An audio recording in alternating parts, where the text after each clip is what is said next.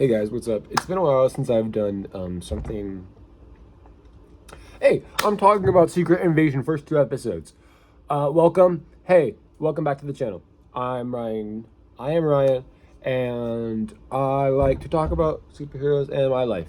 So, it's been a while since I've actually talked about superheroes and like sat down and talked to you about like something that I've watched. It's been a while, and I'm excited to do that again. So let's do it. Secret Invasion.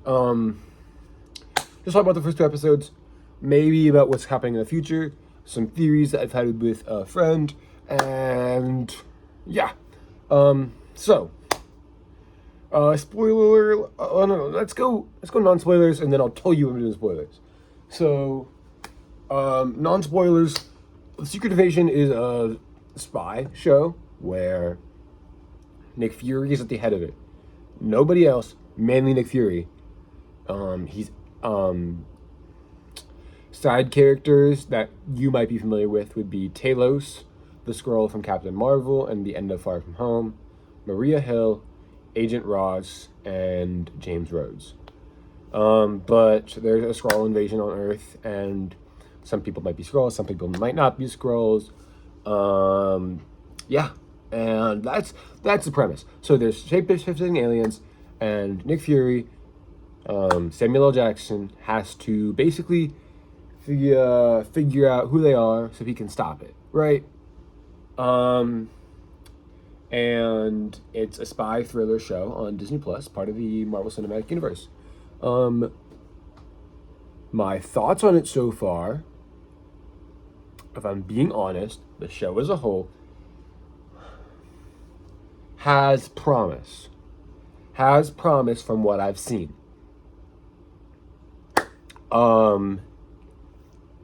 Spy, thriller, a little bit of a slow burn. We've gotten slow burn in the MCU before, but not quite this dull in tone. I think there's little emotion here.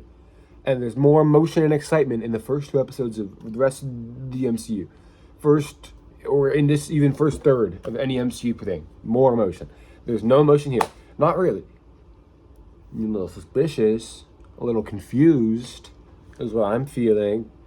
It got me thinking, and it got me excited for more, and there's some fun moments, but I'm not feeling anything big. I'm like, oh, maybe it's a cute moment, or maybe it's promising more, but it doesn't enthrall me. I think basically almost every MCU show so far is better than this, because it promises more. Even if it's like Loki, where I'm just interested because Owen Wilson and a version of Loki are doing something. Here, Nick Fury is older. He's more jaded. I don't even know if that's the right word. He's like more, just seems older and more out of touch. This version of Nick Fury, and he just he is not like the same Nick Fury that he was. And they say this in the show. He is not the Nick Fury we saw in Civil War. I mean, Winter Soldier. Yeah. So it just, there's tension at some spots, and there's great moments, and it's cool, and there's some amazing moments, some great moments, but overall, it's not enthralling me. It doesn't have me yet. But I'm excited. Am I excited for more? Yes. Am I gonna recommend this to everybody that says they like the MCU as a whole? Yes. Am I gonna recommend this to people that are fans of Captain Marvel movie? Yes. Am I gonna recommend this to fans that are recommend this to diehard fans of Nick Fury? Yes. Much more than that, not right now. If you're interested in the premise that I stated earlier, go for it. But give it a try. But yeah, now let's dive into some spoilers. If you haven't seen episode 1 or episode 2. Well, let's just go. If you haven't seen episode 1 of Secret Invasion, stop watching. If you haven't seen episode 2, it doesn't matter. I'm talking about episode 1 right now. Big spoilers. I'm going to say big spoilers in 5 seconds. 5, 4, 3, 2, 1. You have your warning.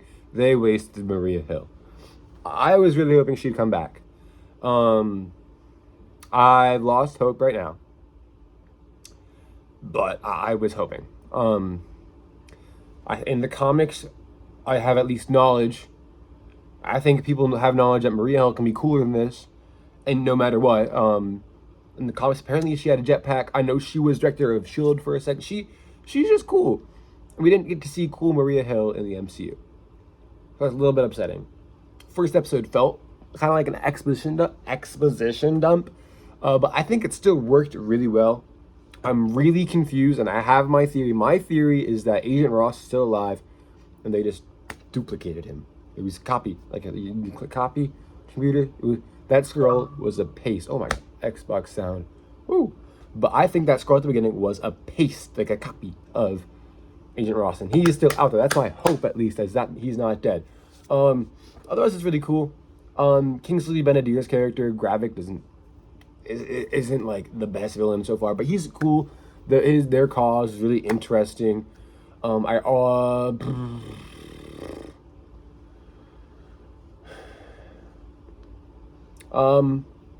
you haven't seen episode 2, leave. I'm going to start talking about spoilers for episode 2 in 5 seconds. 5, 4, 3, 2, 1. I feel like, what's her name?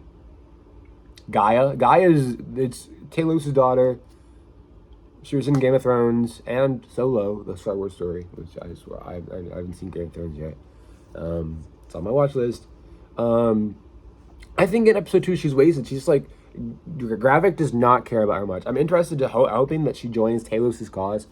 Nick Fury was great this episode. They got a lot better, but it just I still can't root for him because he's just not great. He isn't proficient. Rhodey, he's interesting, but he could definitely be a Skrull. I'm just not sure. Olivia Colman's character, Sonya Falsworth, rooting for her. That was badass. She's not like great acting wise, but her character is amazing. I mean, she's not horrible, but I'm worried they're gonna waste Gaia, just like put her off to the side, or at least Gravik's going to, because I think her character is really cool. I like that we at least got a flashback to Soren and 97, which is cool. Like you see what Nick Fury is doing in between. What else? Yeah, I'm excited to see more. And here, let's talk about what's going on for the future of the show. I want because of season 2, episode 2, I really don't think Maria's coming back, by the way. She's gonna be like the motivator for her. Okay, now I'm gonna talk about the plans for the future. I really, really, like 1% of me is hoping that Maria Hill is still alive and this is gonna be period at the end, so she can be badass in like phase 6 or whatever, and just be cool. I don't think that's gonna happen, but 1% of me is hoping for that. I want to predict Rhodey as a Skrull.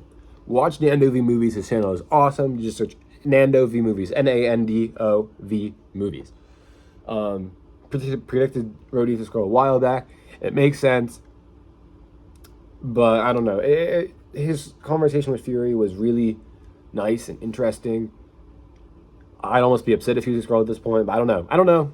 I kind of do hope he's a Skrull. I liked following him in that episode a little bit. What else? Oh, I didn't realize this. So, in episode 2, today's episode, mentioned like Skrulls strength enhancements. My friend said they might be making super Skrulls, which is interesting, or it's a new take on them, which is I don't know what a super Skrull is. I thought I did. Interesting, unique, cool. I like it. That would be good to push the plot forward. They better have that out by episode 3 though, because this show is moving slow. I'm trying to censor myself. I'm trying to cuss less while I'm at home. And I want this to move faster. That's what I also want. I need this to move faster. Ow! I hit the wall. Don't you feel like cinematic mode, by the way? And you saw the little Easter eggs. Groot, Frost Beast, Cull Obsidian, Extremis. He said they're going to give them powers, my friend, which is so cool, and that makes sense in this, and that kind of what a Super Scroll kind of is. So that's cool. So they're going to have, like, Extremis, there's an MCU version of it. It's fire powers. Scrolls with fire powers. Scrolls with ice powers. Scrolls with super strength.